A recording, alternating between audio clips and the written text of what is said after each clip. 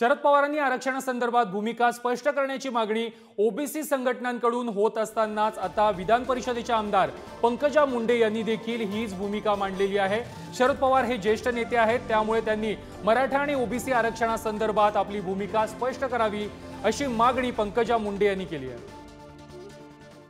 जे आता राज्यामध्ये चाललंय या विषयांवर भूमिका काय आहे पक्षांची हे त्यांनी पण मांडलं पाहिजे ना, की त्यांना हे सर्व मान्य आहे का, त्यांच्या आरक्षणाच्या बाबतीतल्या भूमिका काय आहे हे त्यांनी मांडलं पाहिजे। त्यांनी इतिहासात जे मांडले त्यासारखंच मांडलं तर स्वागत होईल, आणि जे पूर्वी मांडले त्याच्यापेक्षा वेगळं मांडलं तर त्याच्यावर नक्कीच लोक रिॲक्ट करतील।